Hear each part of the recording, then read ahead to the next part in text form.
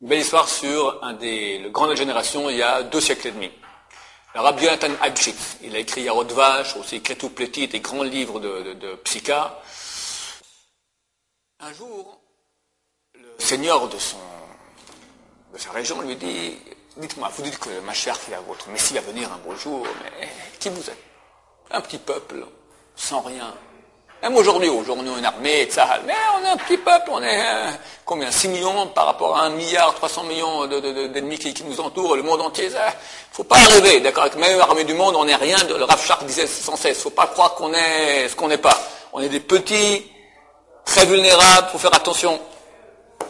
Alors comment? Lui dit, plus forte raison à l'époque, on n'avait rien du tout, on était un peuple en exil. Votre Messie viendra, il y a des armées, l'armée prusse, l'armée russe, l'armée française, l'armée britannique, des immenses grandes armées. Comment votre Messie viendra? Comment il va faire la guerre? Comment il va montrer qu'il sera un grand? Du coup, je te montre. Dis à tous tes seigneurs, dans 3 jours, on va faire un concours de combat de coq. Que chacun prépare bien son coq, on verra qui sera vainqueur. Moi, je mènerai mon coq aussi, on verra. Je te montrerai que moi, je serai le vainqueur. Ah ouais? Ok, très bien. Le roi envoie des édits spéciaux à tous ses seigneurs. Venez, dans 3 jours, chacun amène son coq de combat le plus fort, et on va voir maintenant qui va gagner.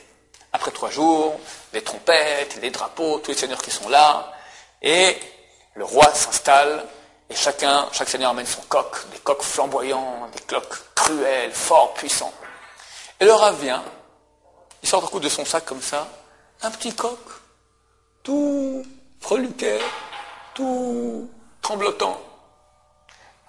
Les seigneurs là se regardent en faisant des sourires, des coups d'œil comme ça, ils rigolent déjà. Bon, les trompettes sonnent, le roi ordonne que le combat commence. On jette les coqs dans l'arène. Et le combat commence. Les coqs l'un sur l'autre, ils se griffent, ils se mordent, ils se griffent. Le petit coq du rab, il va se coucher dans un petit coin comme ça, il fait rien du tout.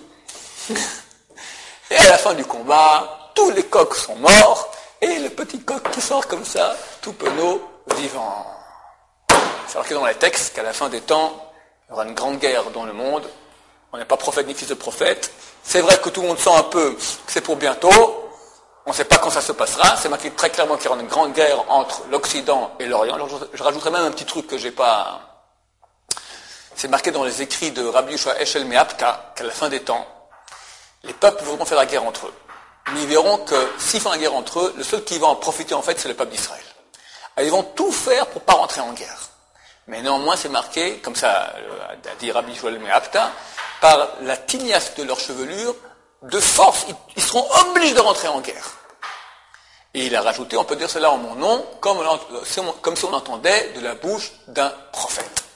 On a un exemple éloquent de cela par le combat de coq de Rabbi Yonatan Abshitz. Bonne journée.